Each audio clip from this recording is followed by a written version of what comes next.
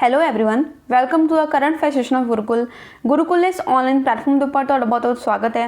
तो इस सैशन में आप डिस्कस करन जा रहे हैं 27 एंड 28 ऑफ मई 2021 के कुछ इंपॉर्टेंट न्यूज़ 27 और 28 मई के जिन्हें भी इंपॉर्टेंट न्यूज़ होंगे उन्होंने आप कवर करन जा रहे हैं। सो काफ़ी इंपॉर्टेंट डिस्कशन रहने वाला बिकॉज बहुत सारे इंपॉर्टेंट क्वेश्चन है ने इस सैशन के स्टार्ट करते हैं अपने सैशन को फर्स्ट इंपॉर्टेंट टॉपिक के नाल। तो फर्स्ट न्यूज़ ही बहुत ही इंपॉर्टेंट है अपॉइंटमेंट के पॉइंट ऑफ व्यू तो ये न्यूज़ हैगी आ। तो रीसेंटली एक परसन को डायरैक्टर अपॉइंट किया गया सीबीआई का। सीबीआई की है central board bureau of investigation जी कि अपने इंडिया की काफ़ी इंपॉर्टेंट एजेंसी है। इस एजेंसी के डायरैक्टर कौन है ने कि वो परमवीर सिंह ने, राकेश मारिया, अनिल देशमुख या फिर सुबोध कुमार जायसवाल। तो जोड़े परसन ने जिन्हों की रीसेंट अपॉइंटमेंट हुई है उन्होंने नाम है सुबोध कुमार जायसवाल। IPS ऑफिसर है 1985 बैच के उन्होंने रीसेंटली ये पोस्ट दी गई है। तो इस पोस्ट के रिगार्डिंग काफ़ी कॉन्ट्रोवर्सी भी क्रिएट हुई बिकॉज जोड़े इस कमेटी के मैंबरस है क्योंकि जो सीबीआई के डायरैक्टर को अपॉइंट किया जाता एक प्रॉपर कमेटी बनती है। उस कमेटी को कहने हाई पावर्ड कमेटी और 3 परसनस होंगे ने। एक तो होंगे अपने प्राइम मिनिस्टर जोड़े कि चेयरपर्सन होंगे ने, सैकेंड परसन होंगे ने जोड़े अपने चीफ जस्टिस हो गए जो कि NV रमना ने, एंड थर्ड परसन होंगे ने लीडर ऑफ ऑपोजिशन जोड़े कि इस टाइम लार्जेस्ट पार्टी कि कांग्रेस सैकेंड नंबर पर कांग्रेस के एक लीडर है ने। तो वो तीनों परसनस ने मिलकर इन्हों अपॉइंट किया। प्राइम मिनिस्टर ने पहला कोई होर नाम जो प्रपोज किया बट जोड़े अपने चीफ जस्टिस है उन्होंने सुबोध कुमार जायसवाल जी को अपॉइंट किया है as a director of CBI. So देखा किन्नी को ईमानदारी ने अपनी पोस्ट में कंप्लीट करेंगे बट फॉर नाउ अपने लिए इंपॉर्टेंट किया कि उन्होंने नाम की है। Option D is the right answer. Subodh Kumar Jaiswal is appointed as the director of CBI. 25 of May को अपॉइंटमेंट करी गई है सुबोध कुमार जायसवाल जी की। एंड अपॉइंटिंग कमेटी बारे मैं थोड़ा दस ही दिता कि जो PM है वो चेयरपर्सन होंगे ने, chief justice of India NV Ramana भी ये पार्ट है। उस तरह कांग्रेस के जो लीडर है लोक सभा वो कौन ने अधीर रंजन चौधरी। तो इन्होंने 3 परसनस ने मिलकर अपॉइंटमेंट करी आ जो कि सुबोध कुमार जायसवाल ने वो है 1985 बैच के ऑफिसर है महाराष्ट्र कैडर में बिलोंग करते हैं। एंड रीसेंटली वो डायरैक्टर जनरल है CISF central industrial security force उसके ऑलरेडी डायरैक्टर जनरल के तौर पर काम कर रहे हैं। नाउ उन्होंने CBI के डायरैक्टर के तौर पर अपॉइंट कर दिया गया। नैक्सट स्पोर्ट्स का क्वेश्चन है। स्पोर्ट्स मिनिस्ट्री ने डेडिकेट किया 143 खेलो इंडिया सेंटर बनाए जाएंगे अपने पूरे इंडिया के कुछ स्टेट्स के टोटल 14.30 करोड़ रुपया जरा ये वास्ते बजट रखा गया। सो ये जो प्रॉमिस किया जा रहा है कि इन्ने बन रहे हैं 143 खेलो इंडिया सेंटर बन रहे हैं अलग अलग स्टेट्स के। तो वह बेसिक मोटिव होंगे स्पोर्ट्स को प्रमोट करना ताकि जो यूथ है अपने इंडिया का वो प्रमोट हो सके, अट्रैक्ट हो सके इन्होंने स्पोर्ट्स वाल। इसलिए सेंटर जोड़े बनाए जा रहे हैं। इस तो पहला अनाउंसमेंट हुई सी आई थिंक सो इन्होंने अपने बजट के अनाउंस कराया कि इन्ने अस सेंटर बनावे उन्होंने ही एक पार्ट है कि 143 खेलो इंडिया सेंटर बनाए जा रहे हैं। किन्नियां स्टेट्स के बनाए जा रहे हैं वो आप दसना है। सो ये जोड़े सेंटर बनाए जा रहे हैं वो बनाए जा रहे हैं 7 स्टेट्स के। Option C is the right answer. नाम आप देखा आने वाली स्लाइड्स कि किहड़े स्टेट्स ने जिमें कि महाराष्ट्र है, Mizoram, Goa, Karnataka, Madhya Pradesh, Arunachal Pradesh and Manipur. North eastern दियाँ 3 स्टेट्स ने मिजोरम हो गया, अरुणाचल प्रदेश ते मणिपुर। उस वक्त महाराष्ट्र है, गोवा है, कर्नाटका है, मध्य प्रदेश। ये 7 स्टेट्स 143 खेलो इंडिया सेंटर बनाए जाएंगे। 14.30 करोड़ का जो खर्चा है इसे एलोकेट किया गया। The centre will be interested with 1 sports discipline each. हरेक सेंटर के एक पर्टिकुलर स्पोर्ट को प्रमोट कराया जाएगा ताकि उस स्पोर्ट के एक महारत हासिल करवाई जा सके प्लेयर्स को सो दैट अपनी जी कंट्री है वो इंटरनेशनल लैवल पर अगे बढ़ सके स्पोर्ट्स के मामले। स्पोर्ट्स मिनिस्ट्री ने जून 2020 मतलब पिछले साल प्लान किया कि वो नवे 1000 KIC मतलब खेलो इंडिया सेंटर खोले जाएंगे पूरे इंडिया तो उस चीज़ का ही फर्स्ट स्टैप आ 143 जोड़े सेंटर आ वो 7 स्टेट्स ओपन करे जा रहे हैं। सो स्पोर्ट्स मिनिस्ट्री की न्यूज़ है, काफ़ी इंपॉर्टेंट न्यूज़ है। नवे खेलो इंडिया सेंटर जोड़े वो बनाए जा रहे हैं। नैक्सट अपने को एक होर अपॉइंटमेंट आ Jagjit Pavadia has been elected as the president of international narcotics control board INCB is based in which city. तो जगजीत पवाड़िया नाम तो सुनने लग रहा होगा कि कोई मेल है बट फीमेल है जी ये विमेन है जिन्होंने अपॉइंट किया गया इंटरनेशनल नारकोटिक्स कंट्रोल ब्यूरो के प्रेजिडेंट के तौर पर। सो INCB मतलब जो इंटरनेशनल नारकोटिक्स कंट्रोल बोर्ड है वो किस जगह पर लोकेटेड है, वो किस जगह पर हैडकुआटर्स है कि नहीं। सो ये अपने को 4 ऑप्शन गिवन है जनेवा, ओस्लो, टोक्यो टोक्यो या फिर वैना। तो INCB की गल करिए तो वो हैडकुआटर जिहड़े आ वो हैगे ने वैना। वैना जिहड़ी कि ऑस्ट्रेलिया की कैपिटल आ, ऑस्ट्रेलिया नहीं, ऑस्ट्रिया की कैपिटल आ, बिकॉज ऑस्ट्रेलिया की कैपिटल हैगी कैनबरा। ऑस्ट्रिया जिहड़ी कंट्री है, यूरोप की कंट्री आ, उसकी कैपिटल हैगी वैना। वैना दे विच हैडकुआटर्स हैगे आ, सेंटर हैगा। तो उसके चेयरपर्सन के तौर पर अपॉइंट किया गया जगजीत पवाड़िया जिहड़ी कि इंडियन विमेन है। Option D is the right answer. Jagjit Pavadia retired officer हैगे ने इंडियन रेवन्यू सर्विसेज दे, मतलब जिहड़ी IRS हुंदियां ने अपनी, उन्हां दे विच वो रिटायर्ड ऑफिसर हैगे आ जिन्हां नूं इलैक्ट किया गया। She is also a former narcotics commissioner, मतलब पहला वो इंडिया दे विच ही नारकोटिक्स कमिश्नर रह चुके आ। नाउ फर्स्ट टाइम ये आ कि इंडिया का कोई परसन लीड कर रहा INCB नूं, मतलब पहली बारी होया कि कोई जिहड़ी इंडिया दे वल्लों परसन गया INCB नूं लीड करन लई। एंड उहदी हिस्टरी INCB दी अगर हिस्टरी की गल करिए तो हुण तक सैकेंड विमेन है जगजीत पवाड़िया जिहड़ी इस नूं लीड कर रहा, मतलब इस तो पहला वर्ल्ड लेवल ते कोई भी एक ही विमेन जिहड़ी इस नूं लीड करन आई सी। नाउ हुण इंडिया की विमेन बनी है जगजीत पवाड़िया जिहड़ी इस नूं लीड करनगे। सो काफ़ी इंपॉर्टेंट न्यूज़ आ इंडिया दे वास्ते। INCB एक इंडिपेंडेंट बॉडी है, रिस्पॉन्सिबल किस चीज़ लिए, monitoring the control of substances pursuant to the 3 United Nations drug control conventions. United Nations दियां ड्रग्स नूं कंट्रोल वास्ते करन वास्ते कुछ कन्वेंशनस बनिया हुई, उन्हां कन्वेंशनस नूं ही इंप्लीमेंट करन दे लई जिहड़ी अथॉरिटी बनी हुई आ INCB। सो ये अलग अलग कंट्रीज़ नूं हैल्प करदी है इन्हां कन्वेंशनस नूं पूरा करन दे लई, ड्रग्स नूं आपदी कंट्री दे विच कंट्रोल करन दे वास्ते काम करदे। जिवें कि अपनी कंट्री दे विच हुंदा ना NCB नारकोटिक्स कंट्रोल बोर्ड, उस तरह ही ये इंटरनेशनल लेवल ते आ इंटरनेशनल नारकोटिक्स कंट्रोल बोर्ड। सो उहदे चेयरपर्सन अपॉइंट होए ने जगजीत पवाड़िया। नैक्सट एक बुक लिखी गई है ऑथर अवतार सिंह भसीन के द्वारा। तो उन्होंने की किया, जो भी अपने 1949 तो लैके मतलब 1949 तो लैके इंडो चाइना वॉर जी कि 1962 के हुई सी, उस टाइम पीरियड के जो इवेंट्स होया सब इवेंट्स नूं एनालाइज किया है। सो ऑथर का नाम की है अवतार सिंह भसीन। बुक का नाम की है वो आप इस क्वेश्चन के राइट आंसर देना है। सो 4 अपने को ऑप्शनस गिवन ने। अगर आप अवतार सिंह भसीन की गल करिए तो उन्होंने बुक लिखी आ नेहरू तिब्बत एंड चाइना। तीनों क्योंकि उस टाइम ते इंडो चाइना वॉर चल रही है, उस टाइम ते चाइना के रिगार्डिंग अपना जो काफ़ी मुद्दा हैगा सी। तो उस टाइम जोड़े अपने प्राइम मिनिस्टर हैगे सी वो हैगे सी नेहरू, पंडित जवाहर लाल नेहरू जी। तिब्बत के करके काफ़ी मुद्दा चलिया तिब्बत चाइना, तो इन्होंने तिन्ना के नाम तो ही बुक का नाम रखा गया Nehru Tibet and China. Option B is the right answer. Avtar Singh Bhasin ने बुक लिखी है Nehru Tibet and China. Book analysis करती है 1949 तो लैके इंडो चाइना वॉर तक जो भी कुछ होया उन्होंने इवेंट्स नूं। अवतार सिंह ने कुछ होर बुक्स भी लिखियां जिवें कि India in Sri Lanka between lines and tigers, ये बुक का नाम है। उस बाद इंडिया ते पाकिस्तान की बुक भी है India and Pakistan neighbours at odds, मतलब 2 गुआढ़ी जिहड़े एक दूसरे दुश्मन बने बैठे हैं। तो इस तरह ने 2 होर भी इंपॉर्टेंट बुक्स है ने जो लिखिया ने अवतार सिंह भसीन ने। सो रिसेंटली बुक का नाम की है Nehru Tibet and China. Next एक होर इंपॉर्टेंट न्यूज़ है, ये दसदा कि किस तरह बंदे की स्टोरी अर्श तो फर्श तक पहुँच जाती है। सुशील कुमार जिहड़े कि 2 बारी ओलंपिक विनर रह चुके हैं, उन्होंने एक मर्डर का केस चल रहा रिसेंटली। कुछ दिन पहला उन्होंने जो पुलिस लभ भी रही सी बिकॉज ऑफ फरार हो गए सी, काफ़ी जगह पर छुप रहे सी। फिर फाइनली उन्होंने कुछ दिन 2-3 दिन पहला ही जलंधर तो उन्होंने गिरफ्तार किया गया। सुशील कुमार काफ़ी इंपॉर्टेंट पर्सनैलिटी आ रेसलिंग के पॉइंट ऑफ व्यू तो। उन्होंने एक होर रेसलर है सी सागर, उन्होंने मर्डर करता, कोई प्रॉपर्टी का मामला सी आई थिंक सो। तो मर्डर करन ते हुण उन्होंने अरैसट कर लिया गया है, रिमांड पर भेजा होया ना। उन्होंने जोड़े अलग अलग उन्होंने अवार्ड भी मिले हुए सी, तो काफ़ी सारे परसनस कह रहे हैं कि उन्होंने अवार्ड वापस लाई जान बिकॉज एक इदां दा बंदा जिन्हों आप जिहदी मिसाल दिंदे आ दूसरिਆਂ ਨੂੰ कि उन्हें उस तरह मेहनत करनी चाहिए, उस परसन ने एक्टिविटी की तो बाकियां दे की इफेक्ट पेगा। तो उन्होंने प्राइजेस सारे वापस लैन की जी डिमांड करी जा रही है।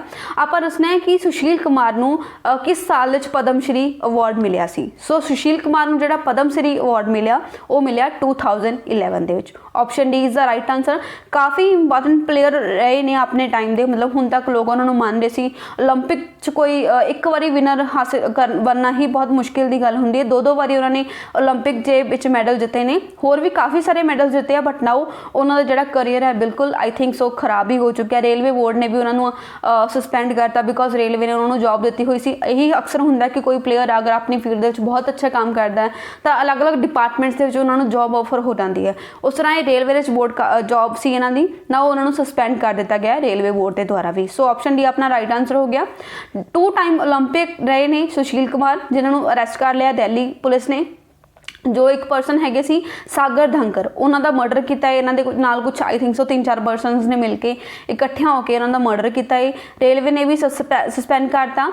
अवार्ड किहड़े मिले इन्होंने, अर्जुन अवार्ड मिले रैसलिंग लिए 2005 दे विच, राजीव गांधी खेल रत्न अवार्ड मिले 2008 दे विच, and CNN IBN Indian of the year in sports 2010 दे विच मिलिया, पद्म श्री मिलिया 2011 दे विच। तो इन्ने ज़्यादा प्राइजेस मिले हुए आ, मैडल्स तो पता नहीं किन्ने कोई मिले होंगे, बट फिर भी कोई पर्सन का मैंटल लैवल इतों तक खराब हो सकता है कि वह किसी का मर्डर कर सकता है सिर्फ और सिर्फ प्रॉपर्टी के मामले। सो काफ़ी शर्मनाक गल है। बाकी अपन तो मतलब वी आर जस्ट आप अंदाजा लगा सकते हैं कि होया की होएगा, बट एक्चुअली कंडीशन की हुई है वो सिर्फ उन्होंने ही पता है किस तरह की कंडीशन उन्होंने बीती है जो जिन्होंने कॉन्सिक्वेंसिस के करके उन्होंने ये डिसीजन लिया उन्होंने मर्डर करने का। सो इस टाइम के लिए काफ़ी बुरी खबर हैगी आ सुशील कुमार के लिए। नैक्सट अपने को है hero of the Poonch during the 1971 Bangladesh liberation war. एक पर्सन है उन्होंने डेथ हो गया जेडे उस टाइम ते हीरो रहे ने, मतलब जदों बांग्लादेश नूं आज़ाद करवाया गया सी, बांग्लादेश की लिबरेशन वॉर हुई सी। बिकॉज आपको पता है कि जो 1947 इंडिया आज़ाद होया तो पाकिस्तान एक कंट्री बनया अलग तो, उस तरह पाकिस्तान तो जोड़ा एक था हुंदा सी ईस्ट पाकिस्तान जोड़ा कि अज का बांग्लादेश है जो अपने इंडिया के ईस्टर्न पार्ट से आ, एक हुंदा सी वैस्ट पाकिस्तान जोड़ा कि अज का पाकिस्तान है। ये दोनों पाकिस्तान ही हुंदे सी, बट 1971 वो जोड़ा ईस्ट पाकिस्तान है उसनों पाकिस्तान तो आज़ाद करवाने के लिए एक वॉर हुई, बांग्लादेश लिबरेशन वॉर, जिन्हों कि हुण 50 ईयर भी पूरे हो चुके हैं, पूरे 50 साल हो चुके हैं। तो उस लिए आप याद कर रहे हैं एक पर्सन जोड़े कि उस वॉर के हीरो रहे ने जिन्हों कहने हीरो ऑफ पूंछ। तो वो पर्सन के भी 50 ईयर पूरे हो चुके हैं। मई 2021 उन्होंने डेथ हुई सी, तो उन्होंने नाम की है, सॉरी इस टाइम उन्होंने डेथ हो चुकी है, उन्होंने नाम की है, उन्होंने नाम है पंजाब सिंह। पंजाब के पर्सन है ने जोड़े कि उस टाइम वॉर इनवॉल्व है। नाउ उन्होंने मई डेथ हो चुकी है, मतलब 50 ईयर जो उस वॉर में पूरे हुए तो उन्होंने भी देहांत हो चुका है। सो उन्होंने नाम की है Punjab Singh. Option D is the right answer. Colonel Punjab Singh known as the hero of Poonch जोड़ी कि 1971 वाली वॉर इनवॉल्व है सी, उन्होंने रिसेंटली देहांत हो गया। रिटायर्ड ऑफिसर है नए ने, उन्होंने वीर चक्र भी मिले जोड़ा कि अगर आप मिलिटरी की गल करिए, मतलब अगर आप सेना की गल करिए तो 3rd highest war time gallantry award है। उन्होंने डेथ हुई है कोविड-19 के कॉम्प्लिकेशंस करके। 15 फरवरी 1942 उन्होंने बर्थ होया सी, and he was commissioned in the 6th battalion the Sikh regiment on 16 December 1967। 1967 वो रेजिमेंट एंटर हुए। 71 उन्होंने काफ़ी इंपॉर्टेंट रोल प्ले किया। नाउ 2021 मतलब जो ये वॉर में 50 ईयर पूरे हुए उदों उन्होंने डेथ हो चुकी है। सो नाम याद रखना पंजाब सिंह उन्होंने नाम है। Next Ankush scheme is launched by the Madhya Pradesh government for which purpose. Madhya Pradesh की गवर्नमेंट ने एक स्कीम लॉन्च की थी जिसका नाम है अंकुर स्कीम। तो इस स्कीम किस लिए की गई है? एजुकेशन लिए है, ट्री प्लांटेशन लिए है, स्किल डेवलपमेंट या फिर construction of road.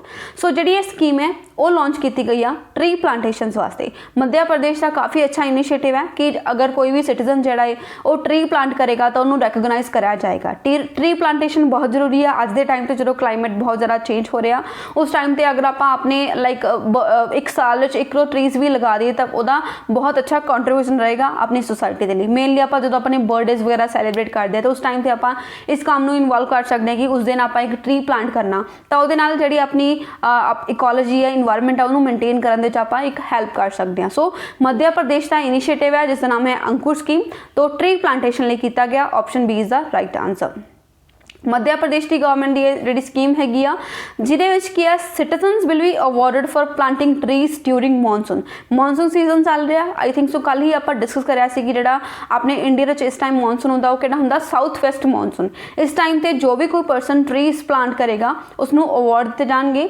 People will who take initiatives to plant saplings will be given the Pran Vayu award. मतलब जोड़े भी पर्सन इस इनिशिएटिव पार्टिसिपेट करेंगे उन्होंने प्राण वायु अवॉर्ड दिता जाएगा।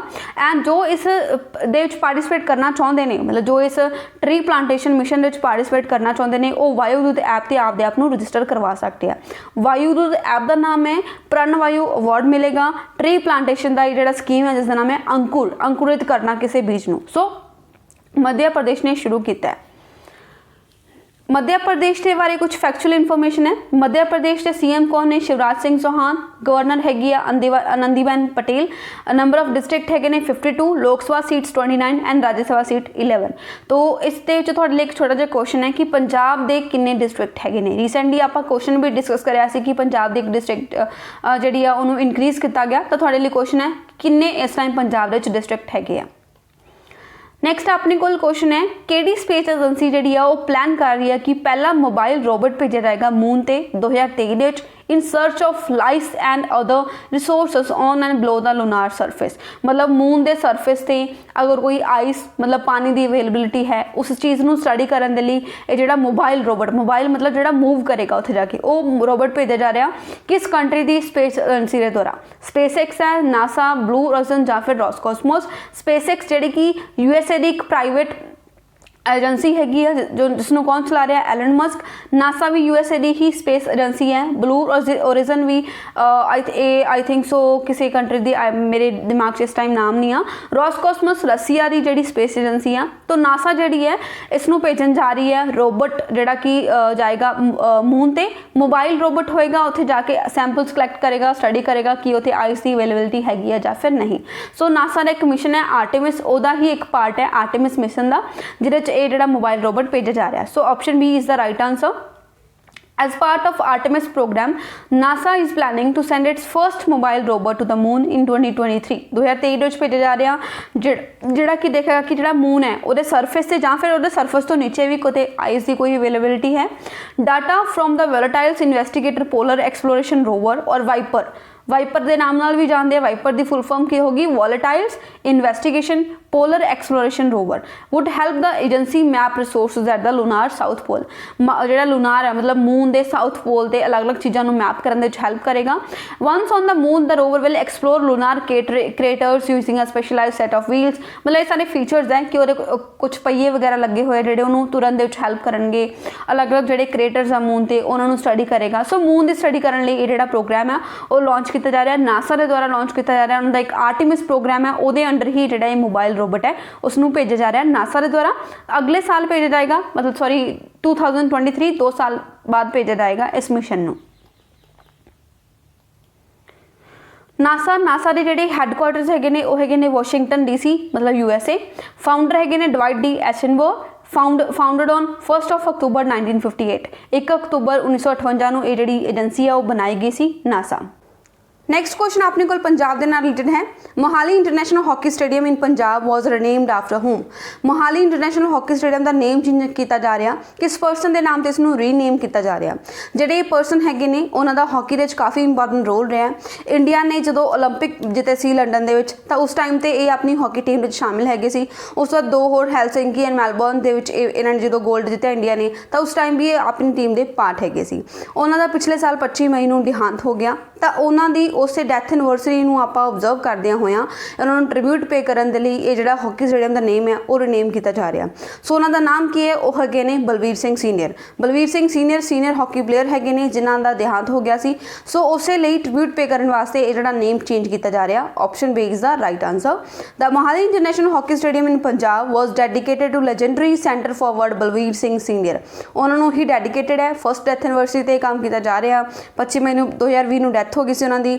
Then he was part of the Indian teams that won gold at the 1948 London Olympics. मतलब जदों इंडिया की टीम ने 1948 लंडन ओलंपिक्स गोल्ड मैडल हासिल किया उस टाइम भी इंडिया की टीम का पार्ट हैगे सी।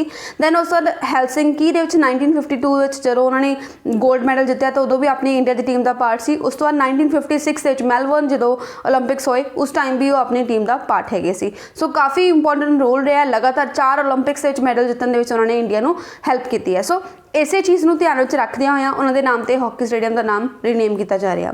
उन्होंने रिकॉर्ड जो हुण तक का रहा है कि उन्होंने मोस्ट गोल्स एक मैच के जोड़े स्कोर किए सी उन्होंने हजे तक कोई भी बीट नहीं कर पाया। हजे तक उन्होंने जोड़े ओलंपिक जोड़ा उन्होंने एक रिकॉर्ड बनाया हुआ वो अनबीटन ही है। सो काफ़ी इंपॉर्टेंट पर्सनैलिटी है Balbir Singh senior. Direct question बन सकता पर्सनैलिटी के नाम तो या फिर अपन इदा पूछा जा सकता कि बलवीर सिंह सीनियर किस स्पोर्ट में बिलोंग करते सी। सो बिलोंग करते सी हॉकी। ਨੈਕਸਟ ਆਪਣੇ ਕੋਲ ਕੁਐਸਚਨ ਹੈ, ਪਿਛਲੇ ਦਿਨੀ ਆਪਾਂ ਇੱਕ ਡਿਸਕਸ ਕੀਤਾ ਸੀ ਕੁਐਸਚਨ ਕਿ ਮਿਲਟਰੀ ਨੇ ਅਕਵਾਇਰ ਕਰ ਲਈ ਗਵਰਨਮੈਂਟ, ਡੈਮੋਕ੍ਰੈਟਿਕ ਇਲੈਕਟਡ ਗਵਰਨਮੈਂਟ ਜਿਹੜੀ ਕਿ ਮਿਆਂਮਾਰ ਦੀ। ਉਸੇ ਤਰ੍ਹਾਂ ਇੱਕ ਹੋਰ ਕੰਟਰੀ ਦੇ ਵਿੱਚ ਹੋਇਆ ਕਿ ਉੱਥੋਂ ਜਿਹੜੀ ਮਿਲਟਰੀ ਜੁੰਟਾ ਹੈ ਉਹਨਾਂ ਨੇ ਉੱਥੋਂ ਦੇ ਡਾਇਰੈਕਟਲੀ ਇਲੈਕਟਡ ਪ੍ਰੈਜ਼ੀਡੈਂਟ ਤੇ ਪ੍ਰਾਈਮ ਮਿਨਿਸਟਰ ਨੂੰ ਆਪਣੇ ਅੰਡਰ ਕਰ ਲਿਆ। ਜਿਵੇਂ ਫੋਰ ਐਗਜ਼ਾਮਪਲ ਇੰਡੀਆ ਦੇ ਵਿੱਚ ਕੀ ਹੋਵੇ ਕਿ ਜਿਹੜੇ ਆਪਣੇ ਮਿਲਟਰੀ ਵਾਲੇ ਹੈਗੇ ਨੇ, ਮਤਲਬ ਮਿਲਟਰੀ ਪਰਸੋਨਲ ਹੈ, ਉਹਨਾਂ ਦੇ ਜਿਹੜੇ ਹੈੱਡ ਹੈਗੇ ਨੇ, ਤਾਂ ਉਹ ਕੀ ਕਰਨ, ਆਪਣੇ ਪ੍ਰੈਜ਼ੀਡੈਂਟ ਨੂੰ, ਪ੍ਰਾਈਮ ਮਿਨਿਸਟਰ ਨੂੰ ਤੇ ਡਿਫੈਂਸ ਮਿਨਿਸਟਰ ਨੂੰ ਆਪਣੇ ਅੰਡਰ ਕਰ ਲੈਣ ਤੇ ਇਹ ਕਹਿਣ ਕਿ ਹੁਣ ਅਸੀਂ ਆਪਣਾ ਰਾਜ ਚਲਾਵਾਂਗੇ, ਤੁਸੀਂ ਬਹੁਤ ਜ਼ਿਆਦਾ ਖੇਡ ਲਏ, ਹੁਣ ਅਸੀਂ ਖੇਡਾਂਗੇ। ਠੀਕ ਹੈ, ਸੋ ਇਹ ਹੋ ਸਕਦਾ। ਤਾਂ ਇਸ ਤਰ੍ਹਾਂ ਪਹਿਲਾਂ ਮਿਆਂਮਾਰ ਦੇ ਵਿੱਚ ਹੋ ਚੁੱਕਿਆ, ਕਾਫੀ ਟਾਈਮ ਤੋਂ ਮਿਲਟਰੀ ਰੂਲ ਚੱਲ ਰਿਹਾ ਉੱਥੇ। ਉਹਨਾਂ ਦੀ ਜਿਹੜੀ ਡਾਇਰੈਕਟਲੀ ਡੈਮੋਕ੍ਰੈਟਿਕ ਇਲੈਕਟਡ ਜਿਹੜੀ ਪੀਐਮ ਹੈਗੀ ਸੀ, ਜਿਨ੍ਹਾਂ ਦਾ ਨਾਮ ਸੀ ਆਂਗ ਸਾਂਗ ਸੂਈ ਕੀ, ਕੋਈ ਇੱਦਾਂ ਦਾ ਨਾਮ ਸੀਗਾ, ਜਿਹਨੂੰ ਆਪਾਂ ਡਿਸਕਸ ਕੀਤਾ ਸੀ ਡਿਟੇਲ ਦੇ ਵਿੱਚ। ਤਾਂ ਉਹਨਾਂ ਦੀ ਆਰਮੀ ਨੇ ਆਪਣੇ ਅੰਡਰ ਕਰ ਲਿਆ। ਨਾਓ ਹੁਣ ਇਸ ਤਰ੍ਹਾਂ ਦਾ ਕੰਮ ਇੱਕ ਹੋਰ ਕੰਟਰੀ ਹੈ ਜਿਹੜੀ ਕਿ ਅਫਰੀਕਾ ਦੀ ਇੱਕ ਕੰਟਰੀ ਹੈ, ਅਫਰੀਕਾ ਦੀ ਵੈਸਟਰਨ ਕੰਟਰੀ ਹੈ। ਤਾਂ ਉੱਥੇ ਇਹ ਕੰਮ ਹੋਇਆ, ਉਸਦਾ ਨਾਮ ਕੀ ਹੈ, ਮਾਲੀ। ਮਾਲੀ ਕੰਟਰੀ ਦੇ ਵਿੱਚ ਕੀ ਕੀਤਾ, ਮਿਲਟਰੀ ਜੁੰਟਾ ਨੇ ਪ੍ਰੈਜ਼ੀਡੈਂਟ, ਪ੍ਰਾਈਮ ਮਿਨਿਸਟਰ ਤੇ ਡਿਫੈਂਸ ਮਿਨਿਸਟਰ ਤਿੰਨੋਂ ਨੂੰ ਆਪਣੇ ਅੰਡਰ ਕਰ ਲਿਆ। ਨਾਓ ਹੁਣ ਆਪਣਾ ਮਿਲਟਰੀ ਰੂਲ ਚਲਾ ਰਹੇ ਨੇ। ਤਾਂ ਉਹਦੇ ਕਰਕੇ ਜਿਹੜੇ ਲੋਕ ਹੁੰਦੇ ਉਹਨਾਂ ਨੂੰ ਕਾਫੀ ਪਰੇਸ਼ਾਨੀ ਹੁੰਦੀ ਹੈ, ਬਿਕੋਜ਼ ਉਹਨਾਂ ਨੇ ਜੋ ਆਪਣੇ ਰੈਪਰੈਜ਼ੈਂਟੇਟਿਵ ਇਲੈਕਟ ਕਰਕੇ ਭੇਜੇ, ਜਿਵੇਂ ਪ੍ਰਾਈਮ ਮਿਨਿਸਟਰ ਡਾਇਰੈਕਟਲੀ ਮਤਲਬ ਇਲੈਕਟ ਕਰਦੇ ਆਪਾਂ, ਜਦੋਂ ਲੋਕ ਸਭਾ ਦੇ ਇਲੈਕਸ਼ਨ ਹੁੰਦੇ ਆ, ਪਾਰਟਿਸਿਪੇਟ ਕਰਦੇ ਆ, ਆਪਾਂ ਆਪਣੀ ਮਨਪਸੰਦ ਦੇ ਪਰਸਨ ਨੂੰ ਪ੍ਰਾਈਮ ਮਿਨਿਸਟਰ ਬਣਾਉਂਦਾ ਜਿਹੜਾ ਆਪਣੇ 'ਤੇ ਰੂਲ ਕਰੇਗਾ। ਬਟ ਨਾਓ ਲੋਕਾਂ ਦੀ ਜਿਹੜੀ ਪਸੰਦ ਹੈ ਉਹ ਬਿਲਕੁਲ ਨਕਾਰੀ ਗਈ ਹੈ। ਤਾਂ ਜਿਹੜੀ ਮਿਲਟਰੀ ਆ ਉਹ ਆਪਣੇ ਅੰਡਰ ਕਰਕੇ ਚੱਲ ਰਹੀ ਆ ਇਸ ਕੰਟਰੀ ਨੂੰ। Option B is the right answer. ਮਾਲੀ ਕੰਟਰੀ ਹੈ, ਅਫਰੀਕਨ ਕੰਟੀਨੈਂਟ ਦੇ ਵਿੱਚ ਇੱਕ ਕੰਟਰੀ ਹੈ। ਮਿਲਟਰੀ ਜੁੰਟਾ ਇਨ ਮਾਲੀ ਹੈਜ਼ ਅਰੈਸਟਡ ਪੀਐਮ, ਜਿਹਨਾਂ ਦਾ ਨਾਮ ਹੈ ਬਾਨਾਦੋ, ਪ੍ਰੈਜ਼ੀਡੈਂਟ ਬਾਨਾਦੋ, ਐਂਡ ਪ੍ਰਾਈਮ ਮਿਨਿਸਟਰ ਹੈਗੇ ਨੇ ਮੋਖਤਾਰ ਯੂਨਨ, ਐਂਡ ਡਿਫੈਂਸ ਮਿਨਿਸਟਰ ਹੈਗੇ ਨੇ ਸੋਲਮਨ ਡੋਰਕੋਨ। ਤਾਂ ਇਹ ਜਿਹੜੇ ਪਰਸਨਸ ਆ, ਇਹਨਾਂ ਨੂੰ ਉਹਨਾਂ ਦੀ ਜਿਹੜੀ ਮਿਲਟਰੀ ਆ ਉਹਨਾਂ ਨੇ ਐਕਵਾਇਰ ਕਰ ਲਿਆ ਆਪਣੇ ਅੰਡਰ। 24 ਮਹੀਨੇ ਇਹ ਕੰਮ ਕੀਤਾ ਗਿਆ। ਹੁਣ ਪਤਾ ਨਹੀਂ ਕਿੰਨੇ ਟਾਈਮ ਤੱਕ ਚੱਲੇਗਾ, ਬਿਕੋਜ਼ ਮਿਆਂਮਾਰ ਦੇ ਵਿੱਚ ਵੀ ਕਾਫੀ ਟਾਈਮ ਤੋਂ ਇਹ ਪ੍ਰੋਬਲਮ ਚੱਲ ਰਹੀ ਹੈ। ਸੋ ਹੁਣ ਮਾਲੀ ਦੇ ਵਿੱਚ ਵੀ ਇਹ ਸੇਮ ਪ੍ਰੋਬਲਮ ਅਰਾਈਜ਼ ਹੋ ਚੁੱਕੀ ਹੈ। ਨੈਕਸਟ ਆਪਣੇ ਕੋਲ ਹੈ ਕਿਹੜੀ ਕੰਟਰੀ ਨੇ ਟੌਪ ਕੀਤਾ list of investor countries of India. ਮਤਲਬ 2020-21 ਦੇ ਵਿੱਚ ਜਿੰਨੀਆਂ ਵੀ ਇਨਵੈਸਟਮੈਂਟਸ ਆਈਆਂ ਬਾਹਰਲੀ ਕੰਟਰੀ ਤੋਂ, FDI ਆਈ ਆ, ਤਾਂ ਸਭ ਤੋਂ ਜ਼ਿਆਦਾ ਕਿਹੜੀ ਕੰਟਰੀ ਤੋਂ ਆਈ ਆ, ਕਿਹੜੀ ਕੰਟਰੀ ਨੇ ਟੌਪ ਕੀਤਾ। ਸੋ ਆਪਾਂ ਸਾਰਾ ਕੁਝ ਦੇਖਾਂਗੇ। ਫਸਟ ਕੰਟਰੀ ਕੌਣ ਹੈ, ਸੈਕਿੰਡ ਨੰਬਰ 'ਤੇ ਕੌਣ ਹੈ, ਥਰਡ ਨੰਬਰ 'ਤੇ ਕੌਣ ਹੈ। ਸਭ ਤੋਂ ਪਹਿਲੀ ਗੱਲ ਕਿ ਇੰਡੀਆ ਵਿੱਚ ਜਿਹੜੀ ਇਨਵੈਸਟਮੈਂਟਸ ਨੇ ਕਾਫੀ ਜ਼ਿਆਦਾ ਆਈਆਂ ਨੇ। ਮਤਲਬ ਇਹ ਨਹੀਂ ਇੰਪੈਕਟ ਨਹੀਂ ਪਿਆ ਕਿ ਲੋਕਡਾਊਨ ਹੈ, ਕੋਰੋਨਾ ਵਾਇਰਸ ਹੈ, ਉਹਦੇ ਕਰਕੇ ਆਪਣੇ ਕੰਟਰੀ 'ਚ ਇਨਵੈਸਟਮੈਂਟਸ ਨਹੀਂ ਆਈਆਂ। ਕਾਫੀ ਇਨਵੈਸਟਮੈਂਟਸ ਹੋਈਆਂ, ਹਿਊਜ ਜਿਹੜਾ ਇਹਦੇ 'ਚ ਪਲੱਸ ਦੇਖਣ ਨੂੰ ਮਿਲਿਆ, ਮਤਲਬ ਇਨਕਰੀਜ਼ ਦੇਖਣ ਨੂੰ ਮਿਲਿਆ। ਤਾਂ ਜਿਹੜੀ ਸਭ ਤੋਂ ਪਹਿਲੀ ਕੰਟਰੀ ਹੈ ਜਿਹਨੇ ਸਭ ਤੋਂ ਜ਼ਿਆਦਾ ਇਨਵੈਸਟਮੈਂਟ ਆਈ ਹੈ ਉਹ ਹੈ Singapore. Option C is the right answer. ਪਹਿਲੇ ਨੰਬਰ 'ਤੇ ਸਿੰਗਾਪੁਰ ਹੈ, second USA and third Mexico ਆ। ਤਾਂ ਇਹ ਤਿੰਨੋਂ ਕੰਟਰੀਜ਼ ਦੀ ਜਿਹੜੀ ਆਪਣੀ ਕ੍ਰੋਨੋਲੋਜੀ ਹੈ ਜਿਨ੍ਹਾਂ ਨੇ ਆਪਣੀ ਕੰਟਰੀ ਵਿੱਚ ਇਨਵੈਸਟਮੈਂਟਸ ਕਰੀਏ ਨੇ। So as per the recent data released on India's FDI inflow during 2021, Singapore is at the top with 29%। Singapore ਨੇ 29% ਇਨਵੈਸਟਮੈਂਟ ਕੀਤੀ ਹੈ ਇੰਡੀਆ ਦੇ ਵਿੱਚ। ਉਸ ਤੋਂ ਬਾਅਦ USA ਨੇ 23% ਕੀਤੀ ਹੈ। ਉਸ ਤੋਂ ਬਾਅਦ ਹੈਗਾ ਮੌਰੀਸ਼ੀਅਸ ਜਿਨ੍ਹਾਂ ਨੇ 9% ਕੀਤੀ ਹੈ। ਆਈ ਥਿੰਕ ਸੋ ਇੱਥੇ ਮੈਕਸੀਕੋ ਆ। Then in terms of sector, ਮਤਲਬ ਕਿਹੜੇ ਸੈਕਟਰ ਦੇ ਸਭ ਤੋਂ ਜ਼ਿਆਦਾ ਇਨਵੈਸਟਮੈਂਟ ਆਈ ਹੈ ਉਹ ਹੈ ਕੰਪਿਊਟਰ ਸੌਫਟਵੇਅਰ ਐਂਡ ਹਾਰਡਵੇਅਰ। ਸਭ ਤੋਂ ਜ਼ਿਆਦਾ ਇਨਵੈਸਟਮੈਂਟ ਜਿਹੜੀ ਆਈ ਆ ਉਹ ਕੰਪਿਊਟਰ ਸੌਫਟਵੇਅਰ ਤੇ ਹਾਰਡਵੇਅਰ ਦੇ ਸੈਕਟਰ ਵਿੱਚ ਆਈ ਆ। 44% ਜਿਹੜਾ FDI ਦਾ ਪੂਰਾ ਫਲੋ ਹੈ ਉਹ ਸਿਰਫ ਔਰ ਸਿਰਫ ਇਸ ਸੈਕਟਰ ਦੇ ਵਿੱਚ ਗਿਆ। ਸੈਕਿੰਡ ਜਿਹੜਾ ਹੈ ਉਹ ਹੈ ਕੰਸਟਰਕਸ਼ਨ ਸੈਕਟਰ ਜਿਹਦੇ ਵਿੱਚ 13% ਗਿਆ। ਥਰਡ ਹੈ ਸਰਵਿਸ ਸੈਕਟਰ ਜਿਹਦੇ ਵਿੱਚ 8% ਗਿਆ। ਸੋ ਇਹ ਜਿਹੜਾ ਇੰਡੀਆ ਦਾ FDI ਦਾ ਸਟੇਟਸ ਹੈ, FDI ਕੀ ਹੁੰਦੀ ਆ, ਫੋਰਨ ਡਾਇਰੈਕਟ ਇਨਵੈਸਟਮੈਂਟ। ਮਤਲਬ ਕਿਸੇ ਕੰਟਰੀ ਵੱਲੋਂ ਜਿਹੜੀ ਇਨਵੈਸਟਮੈਂਟ ਕੀਤੀ ਜਾਂਦੀ ਆ ਉਹਦੀ ਪਰਟੀਕੂਲਰ ਜਿਹੜੀ ਕੈਲਕੂਲੇਸ਼ਨ ਹੁੰਦੀ ਹੈ ਕਿ ਕਿੰਨੀ ਪਰਟੀਕੂਲਰ ਅਮਾਊਂਟ ਜਿਹੜੀ ਆ ਆਪਣੀ ਕੰਟਰੀ ਦੇ ਵਿੱਚ ਆਈ ਹੈ ਡਾਇਰੈਕਟਲੀ ਇਨਵੈਸਟਮੈਂਟ ਦੇ ਤੌਰ 'ਤੇ। ਜਿਵੇਂ ਉੱਧਰੋਂ ਕਿਸੇ ਕੰਟਰੀ ਨੇ ਆਪਣੀ ਕੰਟਰੀ 'ਚ ਕੋਈ ਕੰਪਨੀ ਲਗਾਈ ਹੈ ਜਾਂ ਫਿਰ ਕਿਸੇ ਜਗ੍ਹਾ 'ਤੇ ਇੱਕ ਉਹਨਾਂ ਨੇ ਆਪਣੀ ਜਿਹੜੀ ਸ਼ੇਅਰ ਖਰੀਦੇ ਨੇ, ਤਾਂ ਉਹ ਸਾਰੀ ਇਹ ਜਿਹੜੀ ਇਨਵੈਸਟਮੈਂਟ ਦਾ ਰਿਕਾਰਡ ਹੁੰਦਾ। ਸਾਰੀ ਸਭ ਤੋਂ ਜ਼ਿਆਦਾ ਕਿੱਥੋਂ ਆਈ ਹੈ, ਸਿੰਗਾਪੁਰ ਦੇ ਵਿੱਚੋਂ 29% FDI ਆਪਣੇ ਕੋਲ ਆਈ ਹੈ। Next, which of the following statement are correct about Vaishakh Buddha Purnima. Buddha Purnima ਜਿਹੜੀ ਕਿ ਆਪਾਂ 26 ਮਈ ਨੂੰ ਓਬਜ਼ਰਵ ਕੀਤੀ ਸੀ। ਉਸ ਦਿਨ ਆਈ ਥਿੰਕ ਸੋ ਆਪਾਂ ਇੱਕ ਕੁਐਸਚਨ ਵੀ ਡਿਸਕਸ ਕਰਿਆ ਸੀ ਕਿ ਫੁੱਲ ਮੂਨ ਵਾਲਾ ਜਿਹੜਾ ਡੇ ਸੀਗਾ, ਫੁੱਲ ਮੂਨ ਇਨ ਦਾ ਸੈਂਸ ਕਿ ਉਸ ਦਿਨ ਬਲੱਡ ਮੂਨ ਵੀ ਹੋਇਆ। ਮੂਨ, ਸਨ ਐਂਡ ਅਰਥ ਤਿੰਨੋਂ ਅਲਾਈਨ ਹੋਏ ਸੀ ਇੱਕ ਲਾਈਨ ਦੇ ਵਿੱਚ। ਤਾਂ ਉਸ ਕਰਕੇ ਜਿਹੜਾ ਇਹ ਬਲੱਡ ਮੂਨ ਵਾਲੀ ਸਿਚੁਏਸ਼ਨ ਕ੍ਰੀਏਟ ਹੋਈ ਸੀ। ਤਾਂ ਉਹ ਪੂਰਾ ਜਿਹੜਾ ਚੰਦਰਮਾ ਹੁੰਦਾ, ਫੁੱਲ ਮੂਨ ਹੁੰਦਾ, ਉਸ ਰਾਤ ਨੂੰ ਹੁੰਦਾ। ਤਾਂ ਉਸ ਦਿਨ ਬੁੱਧ ਪੂਰਨਿਮਾ ਸੀ, ਵਿਸਾਖ ਪੂਰਨਿਮਾ ਜਿਹਨੂੰ ਆਪਾਂ ਕਹਿੰਦੇ ਆ। ਉਹ ਜਿਹੜੀ ਉਹਦੇ ਰਿਗਾਰਡਿੰਗ ਕਿਹੜੀਆਂ ਸਟੇਟਮੈਂਟ ਕਰੈਕਟ ਨੇ। ਸਭ ਤੋਂ ਪਹਿਲੀ ਸਟੇਟਮੈਂਟ ਹੈ it is celebrated as the birthday of Gautam Buddha, ਕਿ ਇਸ ਦਿਨ ਗੌਤਮ ਬੁੱਧਾ ਦਾ ਬਰਥਡੇ ਹੋਇਆ ਸੀ, ਆਪਾਂ ਬਰਥਡੇ ਦੇ ਤੌਰ 'ਤੇ ਸੈਲੀਬ੍ਰੇਟ ਕਰਦੇ ਹਾਂ। Next, it is the day when Buddha attained enlightenment, ਮਤਲਬ ਜਦੋਂ ਉਹਨਾਂ ਨੂੰ ਗਿਆਨ ਦੀ ਪੂਰਤੀ ਹੋਈ ਸੀ, ਇਨਲਾਈਟਨਮੈਂਟ ਹੋਈ ਸੀ, ਤਾਂ ਉਹ ਡੇ ਵੀ ਹੈ ਇਹ। Third, it is the day when Buddha passed away, ਮਤਲਬ ਇਹੀ ਉਹ ਵੀ ਦਿਨ ਹੀ ਆ ਜਿਸ ਦਿਨ ਉਹਨਾਂ ਦੀ ਡੈਥ ਹੋ ਗਈ ਸੀ। ਉਹ ਪਾਸ ਵੇ ਹੋ ਗਏ ਸੀ। ਤਾਂ ਉਹ ਤਿੰਨੋਂ ਸਟੇਟਮੈਂਟਸ ਆਪਣੇ ਕੋਲ ਗੱਲ ਕਰ ਰਹੇ ਨੇ। ਅਗਰ ਆਪਾਂ ਦੇਖੀਏ ਤਿੰਨੋਂ ਦੀਆਂ ਤਿੰਨੋਂ ਸਟੇਟਮੈਂਟਸ ਹੀ ਕਰੈਕਟ ਆ, ਬਿਕੋਜ਼ ਬੁੱਧ ਧਰਮ ਦੇ ਵਿੱਚ ਜਿਹੜੀ ਬੁੱਧ ਪੂਰਨਿਮਾ ਉਹਦੀ ਕਾਫੀ ਜ਼ਿਆਦਾ ਜਿਹੜੀ ਇੰਪੋਰਟੈਂਸ ਹੁੰਦੀ ਹੈ, ਬਿਕੋਜ਼ ਇਸੇ ਦਿਨ ਹੀ ਮਹਾਤਮਾ ਬੁੱਧ ਦਾ ਜਿਹੜਾ ਬਰਥ ਹੋਇਆ ਸੀ, ਇਸੇ ਦਿਨ ਉਹਨਾਂ ਨੂੰ ਇਨਲਾਈਟਨਮੈਂਟ ਮਿਲੀ ਸੀ, ਤੇ ਇਸੇ ਦਿਨ ਹੀ ਉਹਨਾਂ ਦੀ ਡੈਥ ਹੋ ਗਈ ਸੀ। ਤਾਂ ਤਿੰਨੋਂ ਸਟੇਟਮੈਂਟਸ ਹੀ ਆਪਣੇ ਕੋਲ ਕਰੈਕਟ ਨੇ। Option D is the right answer. Visakh the day of full moon, ਜਿਵੇਂ ਕਿ ਮੈਂ ਤੁਹਾਨੂੰ ਦੱਸਿਆ ਕਿ ਉਸ ਦਿਨ ਪੂਰਾ ਚੰਦਰਮਾ ਹੁੰਦਾ ਹੈ, ਫੁੱਲ ਮੂਨ ਹੁੰਦਾ ਹੈ in the month of May, is the most sacred day to millions of Buddhist around the world. ਸਾਰੇ ਜਿਹੜੇ ਬੁੱਧਿਸਟ ਕਮਿਊਨਿਟੀ ਹੈ ਨਾ, ਉਹਨਾਂ ਦੇ ਲਈ ਇਸ ਡੇ ਦੀ ਬਹੁਤ ਜ਼ਿਆਦਾ ਮਹੱਤਤਾ ਹੁੰਦੀ ਆ, ਉਹਨਾਂ ਦੇ ਲਈ ਬਹੁਤ ਜ਼ਿਆਦਾ ਪਵਿੱਤਰ ਦਿਨ ਹੁੰਦਾ ਹੈ ਜਿਹੜਾ ਇਹ ਫੁੱਲ ਮੂਨ ਵਾਲਾ ਡੇ ਹੁੰਦਾ ਹੈ। It was the day on off Vaisakh 2.5 million ਅਗੋ, ਮਤਲਬ ਇਹ 2.5 ਮਿਲੀਅਨ ਅਗੋ ਦੀ ਗੱਲ ਹੈ ਕਿ 623 BC ਦੇ ਵਿੱਚ ਇਸ ਟਾਈਮ ਤੇ ਗੌਤਮ ਬੁੱਧਾ ਜਿਹੜਾ ਉਹਨਾਂ ਦਾ ਬਰਥ ਹੋਇਆ ਸੀ। तो it was the day on the day of Basak that the Buddha attained enlightenment. Same day ही थी उन्होंने enlightenment milli C, and on the day of Basak that the Buddha in his 8th year passed away, 18th sorry, और इसे दिन ते ही अपने 98वें साल ਵਿੱਚ महात्मा बुद्ध जी ਦਾ death ਹੋ ਗਈ ਸੀ। ਤਾਂ ਤਿੰਨੋਂ ਦਿਨ ਹੀ ਇੱਕੋ ਦਿਨ ਨੇ, ਤਾਂ ਜਿਹੜੇ ਬੁੱਧਿਸਟ ਕਮਿਊਨਿਟੀ ਆ ਉਹਨਾਂ ਦੇ ਲਈ ਇਸ ਦਿਨ ਦੀ ਬਹੁਤ ਜ਼ਿਆਦਾ ਮਹੱਤਤਾ ਹੈ। It is considered the triple blessed day, triple blessed day, ਜਾਂ ਫਿਰ ਤਥਗਤਾ ਦੇ ਤੌਰ ਤੇ ਵੀ ਇਹਨੂੰ ਉਹ ਓਬਜ਼ਰਵ ਕਰਦੇ ਨੇ। ਗੌਤਮ ਬੁੱਧਾ ਦਾ ਬਰਥ ਵੀ ਇਸ ਦਿਨ ਹੋਇਆ, ਇਨਲਾਈਟਨਮੈਂਟ ਵੀ ਇਸ ਦਿਨ ਹੋਈ ਹੈ, ਤੇ ਮਹਾਪਰਿਨਿਰਵਾਣਾ ਵੀ ਇਸ ਦਿਨ ਹੋਇਆ। ਇਸ ਦਿਨ ਦੀ ਕਾਫੀ ਜ਼ਿਆਦਾ ਮਹੱਤਤਾ ਆਪਣੇ ਲਈ ਐਗਜ਼ਾਮ ਪੁਆਇੰਟ ਆਫ ਵਿਊ ਤੋਂ ਵੀ ਹੈ, ਬਿਕੋਜ਼ ਹਿਸਟਰੀ ਦੇ ਵਿੱਚ ਆਪਾਂ ਨੂੰ ਡਾਇਰੈਕਟਲੀ ਕੁਐਸਚਨ ਬਣ ਸਕਦਾ ਹੈ ਬੁੱਧ ਪੂਰਨਿਮਾ ਦੇ ਨਾਲ ਰਿਲੇਟਡ, ਜਾਂ ਫਿਰ ਮਹਾਤਮਾ ਬੁੱਧ ਜੀ ਦਾ ਬਰਥ ਕਦੋਂ ਹੋਇਆ, ਉਹਨਾਂ ਨੂੰ ਇਨਲਾਈਟਨਮੈਂਟ ਕਦੋਂ ਮਿਲੀ, ਜਾਂ ਫਿਰ ਉਹਨਾਂ ਦਾ ਮਹਾਪਰਿਨਿਰਵਾਣ ਕਦੋਂ ਹੋਇਆ। ਜਿਹੜੇ ਇਹ 4 ਫੇਜ਼ਸ ਸੀ ਮਹਾਤਮਾ ਬੁੱਧ ਜੀ ਦੇ ਲਾਈਫ ਦੇ, ਉਹਨਾਂ ਦੇ ਬਰਥ ਨੂੰ, ਉਹਨਾਂ ਦੀ ਇਨਲਾਈਟਨਮੈਂਟ ਨੂੰ, ਉਹਨਾਂ ਦੇ ਡੈਥ ਨੂੰ, ਤਾਂ ਹਰ ਇੱਕ ਨੂੰ ਇੱਕ ਨਾਮ ਨਾਲ ਜਾਣਿਆ ਜਾਂਦਾ, ਜਿਵੇਂ ਕਿ ਉਹਨਾਂ ਦੀ ਡੈਥ ਨੂੰ ਆਪਾਂ ਕਹਿੰਦੇ ਹਾਂ ਮਹਾਪਰਿਨਿਰਵਾਣ। ਤਾਂ ਬਾਕੀ ਦੇ ਤੁਸੀਂ ਅਗਰ ਤੁਹਾਨੂੰ ਪਤਾ ਨਹੀਂ, ਤੁਸੀਂ ਕਮੈਂਟ ਸੈਕਸ਼ਨ ਵਿੱਚ ਰਿਪਲਾਈ ਕਰੋਗੇ ਕਿ ਉਹਨਾਂ ਦੀ ਜਦੋਂ ਉਹਨਾਂ ਨੂੰ ਇਨਲਾਈਟਨਮੈਂਟ ਮਿਲੀ ਤਾਂ ਉਸ ਦਿਨ ਨੂੰ ਕੀ ਕਹਿੰਦੇ ਨੇ, ਬਰਥ ਨੂੰ ਕਿਸ ਦਿਨ ਵਿੱਚ ਉਸ ਨੂੰ ਕਿਸ ਨਾਮ ਨਾਲ ਜਾਣਦੇ ਨੇ। ਤਾਂ ਇਹ ਤੁਹਾਡੇ ਲਈ ਕੁਐਸਚਨਸ ਹੈਗੇ ਆ। ਨੈਕਸਟ ਆਪਣੇ ਕੋਲ ਕੁਐਸਚਨ ਹੈ ਕਾਫੀ ਇੰਪੋਰਟੈਂਟ। ਇਸ ਤੋਂ ਪਹਿਲਾਂ ਵੀ ਆਪਾਂ ਇਦਾਂ ਦਾ ਇੱਕ ਕੁਐਸਚਨ ਡਿਸਕਸ ਕੀਤਾ ਸੀ ਜਿਹੜਾ ਕਿ ਸਾਈਕਲੋਨ ਬਾਰੇ। ਇਸ ਤੋਂ ਪਹਿਲਾਂ ਆਇਆ ਸੀ ਸਾਈਕਲੋਨ ਤਾਊਤੇ, ਜਿਹੜਾ ਆਪਾਂ ਡਿਟੇਲ ਦੇ ਵਿੱਚ ਡਿਸਕਸ ਕਰਿਆ, ਉਹ ਆਇਆ ਸੀ ਅਰੇਬੀਅਨ ਸੀ। ਨਾਓ ਇੱਕ ਹੋਰ ਸਾਈਕਲੋਨ ਹੈ ਜਿਹੜਾ ਕਿ ਨਾਰਮਲੀ ਹਰ ਸਾਲ ਆਉਂਦੇ ਹੀ ਨੇ, ਸਾਈਕਲੋਨ ਯਸ਼ ਆ ਰਿਹਾ। ਕਿਸ ਜਗ੍ਹਾ ਤੇ ਆ ਰਿਹਾ? ਇਹ ਆ ਰਿਹਾ Bay of Bengal. Mostly Bay of Bengal ਦੇ ਵਿੱਚ ਹੀ ਸਾਈਕਲੋਨਸ ਆਉਂਦੇ ਆ, ਤਾਂ ਸਾਈਕਲੋਨਸ ਇੱਥੇ ਆਉਣਾ ਤਾਂ ਪੋਸੀਬਿਲਿਟੀ ਹੁੰਦੀ ਹੈ, ਬਟ ਅਰੇਬੀਅਨ ਸੀ ਵਿੱਚ ਆਉਣਾ ਇੱਕ ਅਲੱਗ ਜਿਹੀ ਚੀਜ਼ ਹੁੰਦੀ ਹੈ। ਤਾਂ ਸਾਈਕਲੋਨ ਯਸ਼ ਜਿਹੜਾ ਹੈ ਉਹ ਆ ਚੁੱਕਿਆ ਨਾਰਥ ਓਡੀਸ਼ਾ ਤੇ ਨੇਬਰਿੰਗ ਵੈਸਟ ਬੰਗਾਲ ਦੇ ਵਿੱਚ, ਉਹ ਹਿੱਟ ਕਰ ਚੁੱਕਿਆ ਮਈ 2021 ਹੁਣੀ ਰੀਸੈਂਟਲੀ। ਉਹਦੀ ਸਪੀਡ ਕਾਫੀ ਜ਼ਿਆਦਾ ਸੀ, ਮਤਲਬ ਸੀਵੀਅਰ ਸਾਈਕਲੋਨ ਦੀ ਕੈਟੇਗਰੀ ਦੇ ਵਿੱਚ ਆਉਂਦਾ ਸੀ। ਨਾਓ ਇਹਦਾ ਜਿਹੜਾ ਨੇਮ ਹੈ ਯਸ਼, ਉਹ ਕਿਹੜੀ ਕੰਟਰੀ ਨੇ ਦਿੱਤਾ ਸੀ? ਜਿਵੇਂ ਕਿ ਆਪਾਂ ਦੇਖਿਆ ਸੀਗਾ ਕਿ ਤਾਊਤੇ ਆ, ਤਾਊਤੇ ਨਾਮ ਦਿੱਤਾ ਸੀ ਮਿਆਂਮਾਰ ਨੇ। ਮਿਆਂਮਾਰ ਤੋਂ ਆਇਆ ਸੀ ਤਾਊਤੇ ਨਾਮ, ਜਿਹਦਾ ਮਤਲਬ ਹੁੰਦਾ ਗੈਕੋ, ਮਤਲਬ ਛਿਪਕਲੀ। ਨਾ ਹੁਣ ਜਿਹੜਾ ਯਸ਼ ਨਾਮ ਦਿੱਤਾ ਗਿਆ, ਬਿਕੋਜ਼ ਸਾਈਕਲੋਨ ਤਾਂ ਸਾਰੇ ਇੱਕੋ ਜਿਹੇ ਹੁੰਦੇ ਨੇ, ਉਹ ਇਹ ਤੁਹਾਡਾ ਨਾ ਸਮੁੰਦਰ 'ਚੋਂ ਆਪਣਾ ਨਾਮ ਲੈ ਕੇ ਆਉਂਦੇ ਆ, ਕੋਈ ਕਿ ਯਸ਼ ਆ ਗਿਆ, ਤਾਊਤੇ ਆ ਗਿਆ, ਔਖੀ ਆ ਗਿਆ। ਉਹਨਾਂ ਨੂੰ ਆਪਣੇ ਵਰਗੇ ਕੰਟਰੀਜ਼ ਦਾ ਇੱਕ ਗਰੁੱਪ ਬਣਿਆ ਹੋਇਆ ਜਿਹੜਾ ਕਿ IMD ਨੇ ਬਣਾਇਆ। 13 ਕੰਟਰੀਜ਼ ਦਾ ਇੱਕ ਗਰੁੱਪ ਹੈ ਜਿਹੜੇ ਕਿ ਇਸ ਨੂੰ ਨਾਮ ਦਿੰਦੇ ਨੇ। ਵਾਰੀ ਵਾਰੀ ਉਹ ਕੋਈ ਨਾ ਕੋਈ ਨਾਮ ਸੁਜੈਸਟ ਕਰਦੇ ਆ, ਟਰਨ ਵਾਈਜ਼ ਉਹ ਨਾਮ ਰੱਖੇ ਜਾਂਦੇ ਨੇ। ਪਹਿਲਾਂ ਮਿਆਂਮਾਰ ਦਾ ਸੀ ਤਾਊਤੇ, ਨਾ ਹੁਣ ਜਿਹੜਾ ਇਹ ਯਸ਼ ਹੈ ਉਹ ਯਸ਼ ਨਾਮ ਹੈਗਾ ਦਿੱਤਾ ओमन ने। ओमन की ਜਿਹੜੀ कि अपने सेंट्रल एशिया वैस्ट एशिया ਦੀ कंट्री है ओमन, ਤਾਂ ਉੱਥੋਂ ਦਾ ਇਹ ਨਾਮ ਹੈ ਯਸ਼, ਜਿਹਦਾ ਮਤਲਬ ਹੁੰਦਾ ਜੈਸਮੀਨ। ਜੈਸਮੀਨ ਮਤਲਬ ਇੱਕ ਬਹੁਤ ਹੀ ਅੱਛੀ ਸੁਗੰਧ ਹੋਗੀ। ਵੈਸੇ ਇਹਦਾ ਨਾ ਜਿਹੜਾ ਮੀਨਿੰਗ ਤਾਂ ਉਹਨਾਂ ਨੇ ਬਹੁਤ ਅੱਛਾ ਰੱਖਿਆ, ਬਟ ਜਿਹੜਾ ਇਹ ਕੰਮ ਕਰ ਰਿਹਾ ਉਹ ਬਹੁਤ ਬੈਡ ਕਰ ਰਿਹਾ। ਆਪਣੀ ਜਿਹੜੀ ਈਸਟਰਨ ਸਟੇਟਸ ਨੇ ਜਿਵੇਂ ਕਿ ਵੈਸਟ ਬੰਗਾਲ ਹੋ ਗਿਆ, ਉੜੀਸਾ ਹੋ ਗਿਆ, ਉੱਥੇ ਕਾਫੀ ਬੈਡ ਇੰਪੈਕਟ ਪਾ ਰਿਹਾ, ਬਿਕੋਜ਼ ਇਹਦੀ ਵਿੰਡ ਸਪੀਡ ਕਾਫੀ ਜ਼ਿਆਦਾ 130 ਤੋਂ 140 ਕਿਲੋਮੀਟਰ ਪਰ ਆਰ ਦੀ ਸਪੀਡ ਨਾਲ ਇਹ ਚੱਲ ਰਿਹਾ। ਸੋ option 3 is the right answer ਹੋਏਗਾ।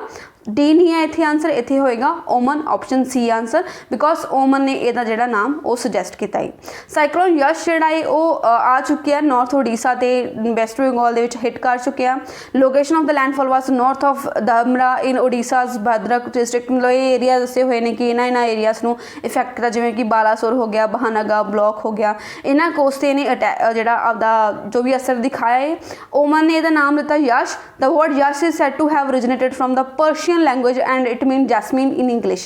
पर्शियन लैंग्वेज से वैसे ओरिजिन होया, बट इंग्लिश ਆਪਾਂ जैसमीन कह सकते। जैसमीन मतलब ਜਿਹੜਾ ਇੱਕ ਫਲਾवर ਹੁੰਦਾ ਉਹਦੀ ਬਹੁਤ ਅੱਛੀ ਸਮੈਲ ਹੁੰਦੀ ਹੈ, ਫ੍ਰੈਗਰੈਂਸ ਹੁੰਦੀ ਹੈ, ਤਾਂ ਉਸੇ ਚੀਜ਼ ਦਾ ਨਾਮ ਤੋਂ ਹੀ ਇਹ ਓਰੀਜਿਨੇਟ ਹੋਇਆ।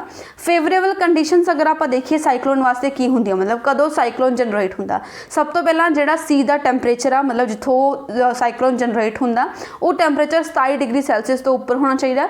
ਉਸ ਵਾਰ ਕੀ ਹੈ ਕੋਰੀਓਲਿਸ ਫੋਰਸ ਹੋਣੀ ਚਾਹੀਦੀ ਹੈ ਉੱਥੇ, ਤਾਂ ਕਿ ਉਹ ਸਾਈਕਲੋਨ ਬਣਾ ਸਕੇ। ਬਿਕੋਜ਼ बिकॉज अगर हवा डायरैक्ट चल रही है तो ਉਹਦੇ ਨਾਲ ਸਾਈਕਲੋਨ नहीं बनेगा। जो हवा जी घूमन लग जाएगी ड्यू टू साइक्लोनिक कोरियोलस फोर्स तो उदों साइक्लोन जो बनता है। ਸਮੋਲ ਵੇਰੀਏਸ਼ਨਸ ਹੋਣੀ ਚਾਹੀਦੀਆਂ वर्टिकल विंड स्पीड ਦੇ ਵਿੱਚ।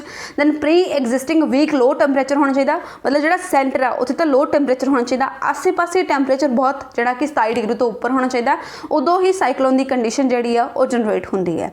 ਅਪਰ ਡਾਈਵਰਜੈਂਸ ਅਬਵ ਦਾ ਸੀ ਲੈਵਲ ਸਿਸਟਮ ਹੋਣਾ ਚਾਹੀਦਾ, ਉਸ ਤੋਂ ਬਾਅਦ ਇਹ ਫਿਰ ਹਿੱਟ ਕਰਦਾ ਬਿਕੋਜ਼ ਅਗਰ ਸੈਂਟਰ 'ਚ ਜਿਹੜਾ ਆਪਣੇ ਕੋਲ ਹੈਗਾ ਲੋ ਟੈਂਪਰੇਚਰ, ਸਾਈਡਾਂ 'ਤੇ ਜਿਹੜਾ ਆਪਣੇ ਕੋਲ ਹੋ ਗਿਆ हाई टैंपरेचर, सेंटर च लो प्रैशर जोन बनता है, लो प्रैशर जोन बन के साइड ते हाई टैंपरेचर होंदा, फिर वो हवा घूमन लगती है कोरियोलस फोर्स करके, उस तो बाद घूम के फिर ये जी गति होंदी है बाकी वाले एरियाज नूं टच करती है। इसलिए ये जी अपवर्ड मूवमेंट होंदी है, अपवर्ड बेसिकली वैसटर्न मूवमेंट होंदी है साइक्लोन्स की, क्योंकि कोरियोलस फोर्स एग्जिस्ट करती है। जिहड़ा अपना इक्वेटर होंदा उत्थे कोरियोलस फोर्स नहीं होंदी तो उत्थे कोई भी साइक्लोन्स नहीं होंदे। ये ट्रॉपिकल्स एरिया दे विच ही आउंदे ने साइक्लोन, बिकॉज उत्थे कोरियोलस फोर्स अवेलेबल होंदी है। तो ये फेवरेबल कंडीशनस हैगियां ने साइक्लोन जनरेट होने वास्ते। IMD दे कोल 4 ਜਿਹੜੇ कुछ कलर्स ਹੁੰਦੇ ਨੇ। कलर किस वास्ते आ? अलर्ट देने ਲਈ। सब तो पहला ग्रीन सिग्नल, जिवें ਆਪਾਂ ट्रैफिक लाइन ਦੇ ਵਿੱਚ ਹੁੰਨੇ ਆ ਤਾਂ ग्रीन सिग्नल ਹੁੰਦਾ ਹੈ, मतलब ਕੀ ਹੈ ਕਿ ਆਪਾਂ ਫ੍ਰੀਲੀ मूव कर सकते हैं। ग्रीन सिग्नल ਜਿਹੜਾ IMD ਦਾ ਹੁੰਦਾ ਉਹ ਵੀ ਇਹੀ ਸ਼ੋ ਕਰਦਾ ਕਿ all is well, there is no likelihood of any adverse weather condition, मतलब ਕੋਈ ਵੀ ਸਾਈਕਲੋਨ ਆਉਣ ਦੀ, ਕੋਈ ਖਰਾਬ ਵੈਦਰ ਹੋਣ ਦੀ ਕੰਡੀਸ਼ਨ ਨਹੀਂ ਹੈਗੀ। ਉਸ ਵਾਰ ਇੱਕ ਹੁੰਦਾ ਯੈਲੋ ਸਿਗਨਲ, मतलब ਥੋੜੀ ਜਿਹੀ ਜਦੋਂ ਪੋਸੀਬਿਲਿਟੀ ਹੈ, ਵੀ ਅਵੇਅਰ, मतलब ਆਪਾਂ ਨੂੰ ਕਹਿੰਦੇ ਨੇ ਕਿ ਥੋੜਾ ਜਿਹਾ ਸਾਵਧਾਨ ਹੋ ਜਾਓ, ਤਾਂ ਉਹ ਹੁੰਦਾ yellow signal. Then orange signal ਦਾ ਮਤਲਬ ਹੁੰਦਾ ਕਿ ਹੁਣ ਪੂਰੀ ਪੋਸੀਬਿਲਿਟੀ ਹੈ, ਕੁਝ ਵੀ ਹੋ ਸਕਦਾ, चंगी तरह तैयार हो। IMD issues the orange alert as a warning for extremely bad weather, कि वैदर जोड़ा बहुत खराब होने वाला है। इलैक्ट्रिसिटी जी ब्लैकआउट हो सकते हैं, कम्यूनीकेशन डिसरप्शनस हो सकते हैं, ये रेल रोड क्लोजर्स भी हो सकता है, बिकॉज जो पूरा बैड वैदर हो जाएगा तो उस टाइम पर पावर सप्लाई भी आपको पता कट हो जाती है, नैटवर्क नहीं आते, दैन रोड रेल्स जो प्लेटफॉर्म होंगे, ट्रीज वगैरह गिर जाते हैं तो उन्होंने पॉसिबिलिटी भी बिल्कुल खत्म हो जाती है। तो ऑरेंज अलर्ट होंगे काफ़ी ज़्यादा जो बैड कंडीशन हो जाती है। दैन रैड अलर्ट होंगे, मतलब कि हुण तां फाइनली काम हो चुके हैं, हुण फाइनली वो जिहड़ा लाइक साइक्लोन या फिर वैदर खराब हो चुके हैं, हुण तुहानूं उहदे वास्ते एक्शन लेना पेगा। सो ये 4 अलर्ट होंगे ने जिहड़े कि IMD इंडियन मैटेरोलॉजिकल डिपार्टमेंट इशू करता है, बिकॉज IMD का काम होंदा है वैदर वास्ते काम करना, वैदर के अलग अलग जिहड़ी सिचुएशन होंदियां ने उन्हां दे वास्ते आपां नूं पहलां ही अवेयर करदी है IMD जिहड़ी कि वर्ल्ड मैटेरोलॉजिकल डिपार्टमेंट दीयां 6 ब्रांचेस दे विचों एक है, बिकॉज जिहड़ा WMD वर्ल्ड मैटेरोलॉजिकल डिपार्टमेंट ओदियां पूरे ऑल ओवर वर्ल्ड दे 6 ब्रांचेस ने, 6 ਉਹਦੇ ਸੈਂਟਰ ਹੈਗੇ ਆ, ਜਿਨ੍ਹਾਂ ਦੇ ਵਿੱਚ ਇੱਕ ਇੰਡੀਆ ਦੇ ਵਿੱਚ ਆ IMD। तो IMD ਕੰਮ ਕਰਦਾ ਵੈਦਰ ਫੋਰਕਾਸਟ ਬਾਰੇ, ਕੱਲੇ ਇੰਡੀਆ ਦੇ ਬਾਰੇ ਨਹੀਂ ਗੱਲ ਕਰਦਾ, ਆਸ-ਪਾਸ ਦੇ ਕੁਝ ਕੰਟਰੀਜ਼ ਨੇ ਜਿਵੇਂ ਕਿ ਮਾਲਦੀਵਸ ਹੋ ਗਿਆ ਜਾਂ ਫਿਰ ਆਪਣੇ ਜਿਹੜੇ ਨੇਬਰਹੁੱਡ ਕੰਟਰੀਜ਼ ਆ ਸਾਰੇ, ਉਹਨਾਂ ਵਾਸਤੇ ਵੀ ਇਹ ਕੰਮ ਕਰਦਾ ਵੈਦਰ ਕੰਡੀਸ਼ਨਸ ਨੂੰ ਦੱਸਣ ਦੇ ਲਈ। ਸੋ ਇਹਦੇ 4 ਸਿਗਨਲਸ ਹੋ ਗਏ, ਸਾਈਕਲੋਨ ਯਸ ਹੋ ਗਿਆ। तो आई थिंक ਆਪਾਂ ਕੰਪਲੀਟ ਡਿਸਕਸ਼ਨ ਕਰ ਲਈ ਹੈ ਇਸ ਟੌਪਿਕ ਦੀ। ਇਸ ਤੋਂ ਬਾਅਦ ਅਗਰ ਕੋਈ ਵੀ ਕੁਐਸਚਨ ਬਣੇਗਾ ਤੁਸੀਂ ਉਸ ਦਾ ਈਜ਼ੀਲੀ ਆਨਸਰ ਦੇ ਸਕੋਗੇ। ਸੋ ਮਿਲਦੇ ਹਾਂ ਕੱਲ੍ਹ ਦੇ ਸੈਸ਼ਨ ਵਿੱਚ ਕੁਝ ਹੋਰ इंपॉर्टेंट करंट अफेयर्स नाल। बाय बाय, टेक केयर, जय हिंद।